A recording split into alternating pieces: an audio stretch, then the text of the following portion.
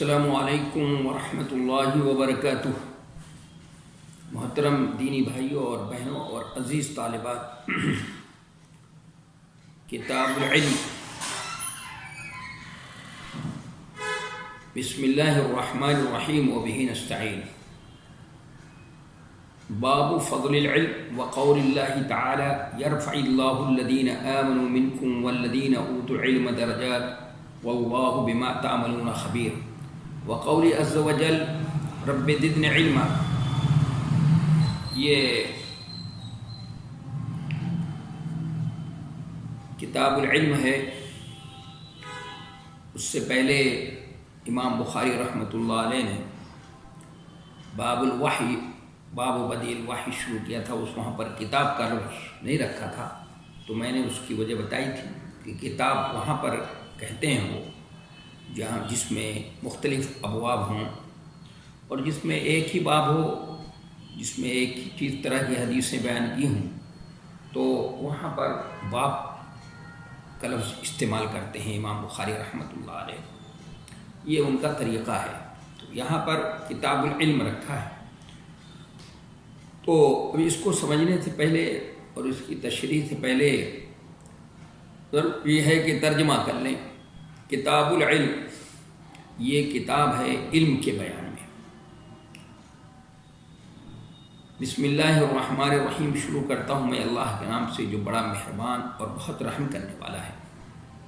باب فضل العلم، علم کی فضیلت کا باب، اور اللہ تعالیٰ کے اس قول کا باب کہ اللہ تعالیٰ تم میں سے مومنوں کے اور اہل علم کے درجات کو بلند کرتا ہے، بہت بلند کرتا ہے۔ درجات یہ جمع مؤنث سالم ہے اور نکرہ استعمال کیا ہے، تو اوت العلم درجات، اتنے بلند کرتا ہے، اس قدر بلند کرے گا کہ ہم یہاں تصور بھی نہیں کر سکتے۔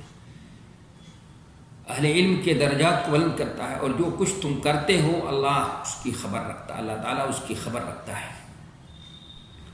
وقول عز وجل، اور اللہ تعالیٰ کے اس قول کا باب کہ اے نبی تم کہو اے میرے رب تم میرے علم میں اضافہ کر۔ یہ امام بخاری رحمۃ اللہ علیہ نے کتاب العلم قائم کیا ہے۔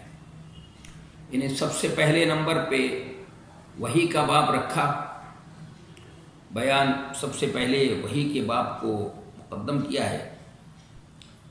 اس کے بعد دوسرے نمبر پہ ایمان لے آئے، اور تیسرے نمبر پہ علم کو رکھا ہے امام بخاری رحمۃ اللہ علیہ نے، اور علم کی فضیلت کا باب اس میں سب سے پہلے نمبر پہ علم کی فضیلت کا باب رکھا ہے۔ تو اس سب کو سمجھنے کی ضرورت ہے۔ تو یہ کتاب کی جو ترتیب رکھی ہے انہوں نے، تو اس میں یہ ترتیب جو ہے یعنی کیونکہ جو یہ بتائیں گے ابھی میں اس کی وضاحت بھی کروں گا کہ کتابوں کا دار و مدار علم پر ہے، اسے سب پر کتاب العلم کو مقدم کیا، یعنی جو عبادات ہیں معاملات ہیں اس پر مقدم کیا ہے، اور ایمان کو علم پر اس لیے مقدم کیا کہ علم اور عمل میں ہر نیکی کا مبدأ ایمان ہے، اور ایمان پر وحی کو اس لیے مقدم کیا کہ ایمان کی معرفت وحی پر موقوف ہے، اس لیے یہ ترتیب رکھی ہے۔ اور جو آیت پیش کی ہے علم کی فضیلت کے لیے، اس سے بھی اشارہ، لطیف اشارہ ہے کہ جو پہلے وحی کے بعد کتاب الایمان اور کتاب الایمان کے بعد یہ رکھا ہے کتاب العلم۔ تو امام بخاری رحمۃ اللہ علیہ نے جو یہ ترتیب قائم کی ہے، کیونکہ علم جو ہے وہ صحیح معنوں میں علم کی بڑی اہمیت ہے، اور یہ علم جیسا کہ ابھی بتایا کہ ہر نیکی کا مبدأ جو ہے ایمان ہے، اور ایمان پر علم کو مقدم اس لیے کیا ہے کہ ایمان اور علم پر علم کے ہی اوپر ساری چیزوں کا دار و مدار ہے، ساری چیزوں کا دار و مدار علم کے اوپر ہوتا ہے۔ اس علم کو عبادات سے پہلے، معاملات سے پہلے، سب سے پہلے علم کو رکھا ہے۔ تو ایمان کے بعد اس کو رکھا ہے، اس کو بھی سمجھنے کی ضرورت ہے، کیونکہ یہ علم یہ ضروری چیز ہے، بہت ضروری ہے اور بہت قیمتی چیز ہے۔ اس لیے کہ جب تک کسی چیز کا علم نہیں ہوگا، ابھی جو ایمان جس کا تذکرہ ہوا ہے اس میں جن چیزوں کو کرنے کے لیے کہا گیا ہے کہ ایمان کے اندر یہ چیز داخل ہے، نماز بھی اس میں داخل ہے، زکوٰۃ بھی اس میں داخل ہے، اور جنازے کی مسلمان کے جنازے میں جانا، شریک ہونا، یہ بھی ایمان میں سے ہے اور اسلام میں سے ہے۔ یہ سب چیزیں اسلام میں داخل ہیں، تو ان پہ عمل کرنا کے لیے ضروری ہے کہ اس کا علم ہو، اس کا علم عمل کرنا ضروری ہے، تو اس پر علم ہونا ضروری ہے۔ اس لیے امام بخاری رحمۃ اللہ علیہ نے اس کے بعد ترجمۃ الباب، علم کا ترجمۃ الباب قائم کیا ہے، کیونکہ علم کے بغیر جو ہے ایمان میں جلا اور وہ اس کے اندر وہ نکھار نہیں پیدا ہوتا ہے۔ ایمان میں نکھار کس سے پیدا ہوگا؟ وہ علم کے ذریعے سے پیدا ہوتا ہے، اور کوئی بھی علم قابل اعتنا کب ہوگا؟ جب اس کے ساتھ ایمان ہو۔ تو یہ دونوں لازم اور ملزوم ہیں، لیکن ایمان مقدم ہے، اس لیے امام بخاری رحمۃ اللہ علیہ نے ایمان کو مقدم رکھا ہے۔ اور ایمان میں بھی سب سے پہلے ایمانیات یعنی عقائد، اللہ پر ایمان، اللہ کے رسولوں پر ایمان، اس کی کتابوں پر ایمان اور فرشتوں پر ایمان، آخرت کے دن پر ایمان، یہ سب چیز اہم ہیں، سب سے پہلے مقدم ہے۔ تو اس لیے ان کا تذکرہ پہلے کیا، پھر اس کے بعد علم، چونکہ علم اور ایمان دونوں لازم اور ملزوم ہیں۔ علم کے بغیر کتاب ایمان جو ہے اس کے اندر نکھار نہیں پیدا ہو سکتا، اس کے اندر جلا نہیں ہو سکتا، اس کی جلا کے لیے ضروری ہے، ایمان کی جلا کے لیے۔ اسی طرح علم قابل اعتنا اسی وقت ہوگا جب اس کے ساتھ ایمان ہو، تو اس لیے اس ترتیب کے ساتھ بیان کیا ہے۔ اور پھر اس کے بعد امام بخاری رحمۃ اللہ علیہ نے جو کتاب العلم شروع کیا ہے، تو اس میں ساری تفصیلات بیان کریں گے، متعلم سے متعلق بھی آداب اس کے بعد بیان کریں گے، علم کیسے حاصل کیا جائے وہ بھی بتائیں گے، طالب علم کے آداب بھی بتائیں گے، معلم کے آداب بھی بتائیں گے، اور بھی علم سے متعلق بہت سی اہم اور باریک باتیں وہ اس کتاب العلم کے اندر بیان کریں گے، اور بہت سی گتھیاں سلجھائی ہیں امام بخاری رحمۃ اللہ علیہ نے، اور بہت ہی اسرار رموز، شریعت کے اسرار رموز اس میں بیان کیا ہے، علم کی باریکیاں بتائی ہیں، بہت سی بڑی تفصیل سے بیان کی، اس پر کتاب العلم کو پیش کیا ہے امام بخاری رحمۃ اللہ نے۔ باب سبھی قائم کیے ہیں، سبھی طرح کے، لیکن سب سے پہلے نمبر پہ رکھا ہے باب فضل العلم، علم کی فضیلت پہ سب سے پہلے بیان کی، اور علم کی تعریف نہیں کی ہے، لیکن امام بخاری رحمۃ اللہ علیہ نے علم کی فضیلت سب سے پہلے رکھی ہے، علم کی تعریف نہیں کی۔ تو علم کی تعریف اس لیے نہیں کی ہے کہ اس کا جواب بالکل واضح ہے، علم کا معنی اتنا واضح ہے کہ اس کی تعریف کرنے کی ضرورت ہی نہیں۔ اس لیے ابن العربی نے، جو الف لام والے ہیں، ابن العربی ہیں، جو بہت بڑے مفسر قرآن تھے، بہت بڑے تاریخ مورخ ہیں، انہوں نے علم کی تعریف کے بارے میں کہا ہے کہ وہ ابین من ان یبین، وہ اس سے کہیں واضح ہے کہ اس کو بیان کیا جائے، اس لیے علماء نے علم کی تعریف نہیں کی ہے۔ اور جن لوگوں نے تعریف بھی کی ہے، جیسے علامہ شوکانی وغیرہ نے تعریف کی ہے ارشاد الفحول میں، تو اس کو کہتے ہیں علم وہ ہے کہ جس سے حقائق تک پہنچا جا سکے، چیزوں کی حقیقت تک پہنچا رسائی حاصل کی جا سکے۔ تو یہ اس انداز سے انہوں نے تعریفیں کی ہے، لیکن علم جو ہے صحیح معنوں میں ابن العربی رحمۃ اللہ علیہ نے جو لکھا ہے کہ وہ ابین من ان یبین، بھائی وہ روشنی ہے، علم روشنی ہے، روشنی کی تعریف کی ضرورت ہے۔ جہالت کیا ہے؟ تاریکی ہے، اس کی جہالت کو بتانے کی ضرورت ہے، روشنی کو سمجھانے کی ضرورت ہے کہ میں روشنی ہوں، اس کی ضرورت نہیں ہے۔ اور پھر امام بخاری رحمۃ اللہ علیہ نے اس لیے یہ کتاب نہیں لکھی ہے کہ وہ چیزوں کی تعریف کریں اور بتائیں، اس کی وضاحت کریں، اس لیے بھی امام بخاری رحمۃ اللہ علیہ نے اس کی تعریف نہیں کی ہے۔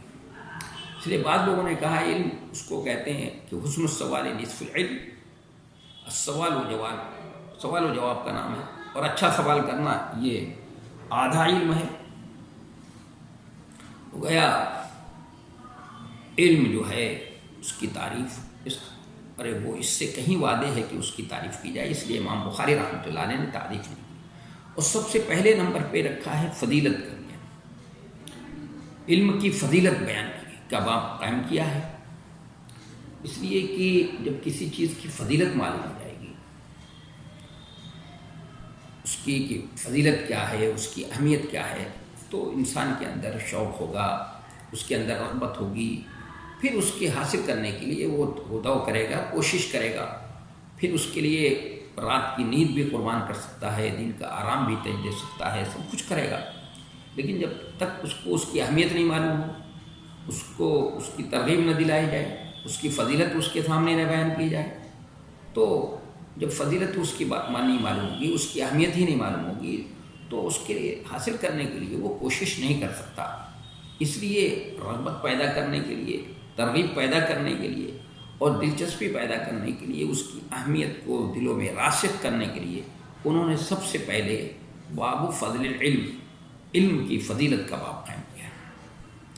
لیکن یہاں پر چونکہ باب فضل العلم ہے تو، اور دوسرا پھر اس کے بعد بھی ایک دوسرا باب، تھوڑی دیر کے بعد کچھ ابواب کے بعد دوسرا باب بھی اسی طرح کا ہے، باب فضل علم بھی ہے، تو بظاہر تکرار ہے، اور تکرار کتابوں کے اندر تکرار سے جو ہے یہ عیب ہے، کتاب کے اندر تکرار صحیح نہیں ہے۔ گفتگو میں تکرار ہو سکتی ہے، تو گفتگو میں تکرار ہو، کلام میں تکرار صحیح ہے، معیوب نہیں ہے، لیکن اگر اس میں تکرار کی جائے، کس میں؟ کتاب کے اندر تکرار، تو یہ معیوب ہے، تو یہ تو تکرار ہو رہی ہے۔ تو اس کا مختلف لوگوں نے جواب دیا ہے۔ علامہ عینی رحمۃ اللہ علیہ نے ایک جواب دیا ہے کہ یہاں پر علماء کی فضیلت کا بیان ہے اور آگے علم کی فضیلت کا بیان ہے۔ اس طرح انہوں نے اس تکرار کا جواب دیا ہے کہ اس طرح سے یہ اس کا یہ جو اعتراض ہوتا ہے کہ تکرار ہے، اور چونکہ تکرار معیوب ہے کتاب کے اندر، تو اس کا جواب انہوں نے دیا علامہ ابنی رحمۃ اللہ علیہ، اور یہ بتایا ہے کہ یہ جو آیتیں دو پیش کی گئی ہیں وہ علماء کی فضیلت اس میں بیان کی جا رہی ہے، لیکن علامہ عینی رحمۃ اللہ علیہ کی بات جو ہے ان کی شایان شان نہیں ہے، یہ بات جو ہے ان کی شایان شان نہیں ہے، وہ جس پائے کے عالم ہیں اور جس درجے کے، جس مقام و مرتبے پر فائز ہیں، ان سے یہ توقع نہیں تھی کہ وہ اس طرح کی بات کریں۔ بھائی علماء کو جو فضیلت حاصل ہے، اور اس میں علم کی فضیلت ہی بیان کی جا رہی ہے، دوسری آیت رب زدنی علما، اس میں تو علم کی فضیلت ہے، اور علماء کو جو فضیلت ہے وہ کس کی بنیاد پر ہے؟ علم کی بنیاد پر ہے۔ اس لیے یہ توجیہ جو ہے انہوں نے کی ہے، یہ جواب دیا ہے، وہ صحیح نہیں ہے۔ زیادہ بہتر یہ ہے کہ بجائے علم میں کے اندر کوئی توجیہ کی جائے، اس کو علم کو علماء کے معنی میں لیا جائے، یا علم کو توجیہ علماء کے معنی میں لے کر کے کی جائے، اس کے سے بہتر یہ ہے کہ فضل میں کوئی توجیہ کر لی جائے، اس لیے کہ فضل جو کا لفظ جو فضیلت کے معنی میں بھی ہوتا ہے، اور فضل کا لفظ زائد کے معنی میں بھی ہوتا ہے، تو یہاں پر جو ہے وہ فضل فضیلت کے معنی میں ہے، جیسا کہ دونوں قرآن مجید کی دو آیتیں ہیں اس سے اندازہ ہوتا ہے۔ اور آگے جو ہے جو باب فضل علم ہے، اس میں فضل زائد کے معنی میں ہے، کیونکہ اس میں جو حدیث نقل کی گئی، یہ خواب ہے نبی صلی اللہ علیہ وسلم کا، کہ آپ کو خواب دکھایا گیا اور آپ کو دودھ کا پیالہ پیش کیا گیا، آپ نے دودھ کو پہلے استعمال کر لیا، پی لیا، اور اتنا پی لیا کہ اس کے اثرات ناخن سے بھی ظاہر ہو رہے ہیں، پھر جو بچ رہا تو حضرت عمر فاروق رضی اللہ عنہ کو دے دیا۔ آپ سے پوچھا گیا آپ نے اس کی کیا توجیہ کی، تعویل کی، تو آپ نے فرمایا علم سے، تو معلوم ہوا کہ یہ اپنی ضرورت سے زیادہ جو علم ہے اس کو بھی حاصل کرنا چاہیے۔ مثلاً عورتیں ہیں، ان کے اوپر جہاد فرض نہیں ہے، جہاد ضروری نہیں ہے، لیکن ضروری ہے کہ اس کو سیکھیں، وہ خرید و فروخت معاملات نہیں کرتی، مثلاً وہ جنازے میں کی نماز میں نہیں شریک ہوتی، لیکن جنازے کی نمازوں کا طریقہ بھی معلوم ہونا چاہیے، پڑھ لیں تاکہ دوسرا کوئی پوچھے اس کو بتا دیں۔ یا جو ایک آدمی غریب آدمی اس کو اوپر زکوٰۃ فرض نہیں ہے، لیکن زکوٰۃ کے مسائل وہ سیکھے، پڑھے، تاکہ دوسرا کوئی زکوٰۃ کا مسئلہ اس سے معلوم کرے تو بتا دے۔ ضرورت سے زیادہ بھی علم حاصل کرنا وہ اس سے متعلق ہے۔ تو اس طرح اگر توجیہ کر لی جائے کہ یہاں پر فضل فضیلت کے معنی میں ہے اور آگے جو ہے وہ فضل بمعنی زائد کے ہے، تو میں سمجھتا ہوں کہ یہ توجیہ زیادہ بہتر ہوگی، اور اس طرح سے یہ تکرار جو ہے وہ اس کا جواب ہو جائے گا کہ جو عیب ہے تو کوئی یہاں تکرار نہیں ہے۔ امام بخاری رحمۃ اللہ علیہ نے کہ اس کتاب میں کوئی تکرار نہیں ہے، صحیح بات ہے، تکرار جو ہے وہ یہ اس طرح کی چیز تکرار جو ہے وہ عیب ہے۔ جیسا کہ لوگ جو ہیں وہ بھی قرآن کے بارے میں بھی یہ سمجھتے ہیں کہ قرآن بھی کتاب ہے، اس میں تو تکرار ہے، بہت سے واقعات، حضرت موسیٰ علیہ السلام کے واقعات تو بار بار اس کے پیچھے بے شمار حکمتیں ہیں، کیوں بار بار ابراہیم علیہ السلام کا واقعہ اور بھی انبیاء کرام کے بارے تو وہ کتاب نہیں ہے۔ یہ کہاں قرآن کو کتاب کہا گیا تو عربی زبان میں کتاب 10 معنوں میں استعمال ہوتا ہے۔ اس کے معنی ہدایات کے ہوتے ہیں، تعلیمات کے ہوتے ہیں، احکام کے ہوتے ہیں اور خط کے ہوتے ہیں، تصنیف و تالیف کے معنی میں بھی ہوتا ہے، تو وہاں کتاب تصنیف و تالیف کے معنی میں نہیں ہے، یعنی ہدایات اور تعلیمات۔ ذالک الکتاب لا ریب فیہ، یہ تعلیمات، یہ ہدایات اللہ کی طرف سے من جانب اللہ ہونے میں کوئی شک و شبہ کی بات نہیں ہے، اور وہ کلام ہے، قرآن کلام ہے، اور گفتگو میں حسب یہ ضرورت آدمی بات کو مکرر اور سکرر بیان کر لیتا ہے، اس میں کوئی حرج کی بات نہیں، اس میں کوئی یہ نہیں ہوتی، اس طرح کی کوئی یہ نہیں ہوتی ہے۔ اس لیے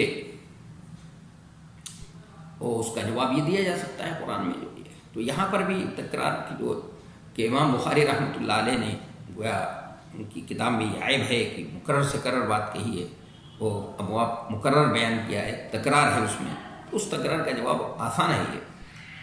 اس کے بعد امام بخاری رحمۃ اللہ علیہ نے علم کی فضیلت کے لیے 2 آیتیں قرآن مجید کی کوٹ کی، حدیثیں نہیں بیان کی۔ تو پہلے ان 2 آیتوں کو سمجھ لیا، پھر اس کے بعد وہ سمجھ پڑے کہ اللہ تبارک و تعالیٰ فرماتا ہے کہ یرفع اللہ الذین آمنوا منکم والذین اوتوا العلم درجات، اللہ تعالیٰ تم میں سے مومنوں کے اور اہل علم کے درجات کو بلند کرتا ہے، بہت ہی بلند کرتا ہے۔ تو درجات جو بلند ہوتے ہیں کے لیے 2 شرطیں رکھی ہیں۔ کتنی شرط رکھی ہے؟ پہلی شرط ایمان، درجات کس کے بلند ہوں گے؟ جس کے پاس ایمان ہوگا، اور دوسرے کس کے بلند ہوں گے؟ جس کے پاس علم ہوگا۔ تو درجات کی بلندی کے لیے 2 شرطیں، ایک ایمان، دوسرے کیا ہے؟ دوسرے جو ہے علم۔ تو اس سے علم کی اہمیت اور فضیلت کیا ہے واضح ہوتی ہے۔ اور پھر قرآن نے سب سے پہلے ایمان کو رکھا ہے اور دوسرے نمبر پہ علم کا تذکرہ ہے۔ اس سے امام بخاری رحمۃ اللہ علیہ نے جو ترتیب قائم کی ہے، یہ اس سے بات سمجھ میں آتی ہے کہ انہوں نے کتاب الایمان کو پہلے رکھا ہے اور پھر دوسرے نمبر پہ علم کو رکھا ہے۔ اس لیے قرآن میں بھی پہلے نمبر پہ الذین آمنوا منکم، کہ جو تم میں سے ایمان لے آئے، والذین اوتوا العلم، جو اہل علم ہیں ان کے درجات کو اللہ تعالیٰ بلند کرتا ہے۔ اور آگے فرمایا واللہ بما تعملون خبیر، اور اللہ تعالیٰ اس کی خبر رکھتا ہے جو تم کرتے ہو، جو کچھ تم کرتے ہو اللہ اس سے باخبر ہے۔ یعنی دنیا میں تو اللہ تبارک و تعالیٰ درجات کو بلند کرتا ہی ہے، جو ایمان اور عمل صالح علم کے ذریعے سے شہرت ہوتی ہے، عام ہوتا ہے، لیکن آخرت میں نیتوں پر معاملہ ہوگا۔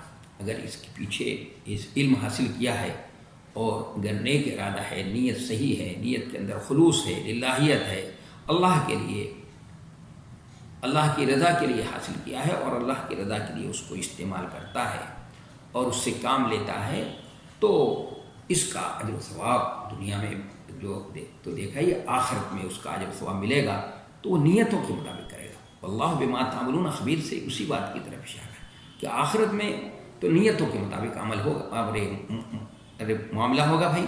جیسے نیت ہوگی، خلوص اللہیت ہوگی، تو اللہ تعالیٰ بہت اونچے اٹھا سکتا ہے، اس کو بہت آگے بڑھا سکتا ہے۔ اس لیے اپنی نیتوں کو کیا کر لینا چاہیے، اس کے اندر اپنے نیتوں میں خلوص رکھنا چاہیے، نیتوں کے اندر اخلاص للہیت۔ نیت صحیح ہوتی ہے تو جو کام بھی کیا جاتا ہے، چھوٹا سا کام بھی اللہ کی نظر میں بہت بڑا ہو جاتا ہے، اور نیت نہ صحیح ہو تو بہت بڑا کام بھی اس کی کوئی حیثیت نہیں اللہ کی نظر میں۔ اس لیے نیت کو اللہ تبارک و تعالیٰ دلوں کے حال کو جانتا ہے، وہ تو دل میں جو لہر پیدا ہوتی ہے اس سے بھی واقف ہے، اس لیے نیت ہمیشہ صحیح کر رکھنی چاہیے۔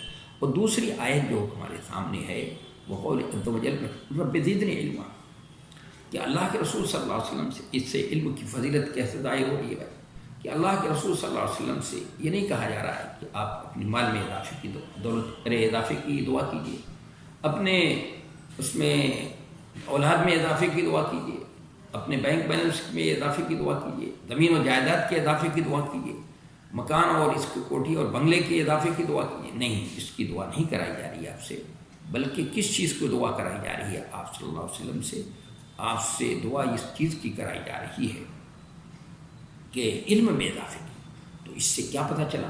اس سے پتہ چلا کہ علم جو ہے وہ کیا قدر سرمایہ ہے، بہت قیمتی چیز ہے، انمول موتی ہے۔ اور اس کے آگے وہ سمجھائیں گے کہ امام بخاری کی بذات خود اس کی بڑی اہمیت ہے، اس لیے نبی علیہ الصلوۃ والسلام سے اس کی دعا کرائی جا رہی ہے۔ تو امام بخاری رحمۃ اللہ علیہ نے ان دو قرآن مجید کی آیتوں کو، کہ قرآن مجید کی 2 آیتوں کو ہی امام بخاری رحمۃ اللہ علیہ نے کافی سمجھا ہے اس علم کی فضیلت کے لیے، اور اس لیے کوئی حدیث کوٹ نہیں کی۔ لیکن کچھ لوگوں کو یہ اعتراض ہوتا ہے کہ امام بخاری رحمۃ اللہ علیہ نے یہاں پر حدیث کیوں نہیں کی کوٹ کی؟ تو حدیث کی کتاب ہے تو حدیث تو لکھنی چاہیے تھی۔ تو اس کا مختلف جواب دیا گیا ہے۔ جواب یہ ہے کہ دونوں آیتوں کو کافی سمجھا، اس لیے حدیث نہیں ذکر کی۔ ہو سکتا ہے، ممکن ہے کہ بیاض کو چھوڑا ہو، مطلب جگہ چھوڑ رکھی ہو، کوئی مناسب حدیث بعد میں ذکر کریں گے، لیکن ممکن نہیں ہو سکا۔ تو اس لیے امام بخاری رحمۃ اللہ علیہ نے یہ ایسا کیا ہے، چونکہ اس کو کافی سمجھا ہے اس لیے۔ اور یہاں جس علم کی فضیلت امام بخاری رحمۃ اللہ علیہ بیان کر رہے ہیں، علم سے مراد علم شرعی ہے، یعنی شریعت کا اتنا علم ہو جس سے مکلف اپنے فرائض اور واجبات کو جان سکے، مثلا عبادات، معاملات، اللہ کی ذات و صفات کا علم اس کو بھی معلوم ہو۔ اسی علم میں اضافے کی بات بھی کی جا رہی ہے، اور اسی علم شرعی کی وجہ سے اللہ تبارک و تعالیٰ کل قیامت کے دن بہت سے لوگوں کو اتنے درجات، دنیا میں تو درجات کو بلند کرتا ہی ہے، اور عالم کے درجہ بلند ہوتا ہے، لوگوں کی نظر میں ان کی قدر و قیمت ہوتی ہے، لیکن آخرت میں بھی ان کو بہت اونچا اٹھائے گا اللہ تبارک و تعالیٰ۔ تو میں سمجھتا ہوں کہ امام بخاری رحمۃ اللہ علیہ نے اس ترجمۃ الباب سے جو علم کی فضیلت کو ثابت کرنا تھا، علم کی فضیلت کے لیے قائم کیا تھا، ان کو قرآن مجید کی 2 آیتوں سے خاص طور سے علم شریعت کے علم کو، اہمیت کو ثابت کر دیا۔ اس لیے کہ شریعت کا علم جس کے پاس ہوگا، جس کے پاس اللہ کی معرفت ہوگی، اس کے دل میں خشیت ہوگی، اور جس قدر اس کے اندر خشیت ہوگی اس کے عمل میں کیف اور کیفیت وہ پیدا ہو، خلوص پیدا ہوگا للہ۔ بغیر اللہ کی معرفت کے، جو اللہ کی معرفت جس کے اندر میں نہ ہو، اس کے بغیر خشیت پیدا نہیں ہو سکتی۔ اور معرفت اور خشیت پیدا کس سے ہوتی ہے؟ علم کے ذریعے سے، علم کے ذریعے سے اس میں خشیت پیدا ہوتی ہے۔ انما یخشی اللہ من عباد العلماء، کہ علماء ہی جو ہے، علماء سے کون مراد ہیں؟ جو شریعت کا علم رکھتے ہیں، جو شریعت کے اسرار و رموز کو سمجھتے ہیں، اس کی حقیقتوں کو سمجھتے ہیں۔ تو اس کے علم کی فضیلت، علم شریعت کے علم کی فضیلت جو ہے اس سے کیا ہو گئی؟ واضح ہو گئی۔ تو اب اس کے بعد ضرورت یہ ہے کہ جب اس اتنی اہم چیز ہے، علم جو اتنی اہم چیز ہے، اس کے لیے جس کی وجہ سے اللہ تعالیٰ دنیا اور آخرت میں درجات کو بلند فرماتا ہے، بہت اونچا اٹھاتا ہے، اور اس کے اضافے کی دعا کرائی جا رہی ہے نبی علیہ الصلوۃ والسلام سے۔ تو اب اس کو حاصل کرنے کا طریقہ کیا ہوا؟ اس کو کیسے سیکھا جائے، اس کو معلوم کیسے کیا جائے، اس میں اضافہ کیسے کیا جائے؟ جو ہمارے پاس جو علم ہے اس میں اضافے کا طریقہ کیا ہوگا؟ تو اس کے فوراً بعد امام بخاری رحمۃ اللہ علیہ نے یہ ترجمۃ الباب قائم کیا ہے کہ باب من سئل علما وهو مشتغل فی حدیثہ فاتم الحدیث ثم اجاب السائل۔ به قال حدثنا محمد بن سنان قال حدثنا فلیح وحدثني ابراہیم بن المنذر قال حدثنا محمد بن فلیح قال حدثني أبي قال حدثني هلال بن علي عن عطاء بن يسار عن أبي هريرة قال بينما النبي صلى الله عليه وسلم في مجلس يحدث القوم جاءه أعرابي فقال متى الساعة فمضى رسول الله صلى الله عليه وسلم يحدث فقال بعض القوم سمع ما قال فكره ما قال وقال بعضهم بل لم يسمع حتى إذا قضى حديثه قال أين أراه یہ رابی کی طرف سے ہے کہ أين أراه أين السائل عن الساعة أراه یہ بین القوسین کر لیں تو زیادہ بہتر ہے. إذا قضى حديثه قال ها أنا يا رسول الله قال فإذا ضيعت الأمانة فانتظر الساعة قال كيف إضاعتها قال إذا وسد الأمر إلى غير أهله فانتظر الساعة. یہ أراه یہ ترجمۃ الباب ہے جو امام بخاری رحمۃ اللہ علیہ نے دوسرے نمبر پہ وہ ترتیب کے ساتھ میں نے کہا کہ ترتیب کے ساتھ ہے. یہ محمد ابن فلیح جو ہے ان کو زن ہے مجہول ہے اظنو کے معنی میں ہے اور راہو اس کو اضافہ ہے پھر مجہول ہے. یہ زن محمد ابن فلیح رابی کی طرف سے ہے یعنی راہو میں اظنو یعنی آپ نے یہ کہا تھا اس لیے ترجمہ محمد ابن فلیح کی طرف سے یہ زن ہے مان ہے ان کو اس لیے ان کی طرف سے یہ اضافہ ہے ادراج ہے. یہ تو پہلے ترجمہ کیا جاتا ہے پھر ترجمہ کے بعد جو ہے اس کی وضاحت کروں گا انشاءاللہ پھر اس کی تشریح ہوگی. اور چونکہ ٹائم ہو گیا ہے پھر کل جو ہے آگے درس میں انشاءاللہ اس کا ترجمہ ہوگا پھر اس کی تشریح ہوگی. وما توفیق الا باللہ.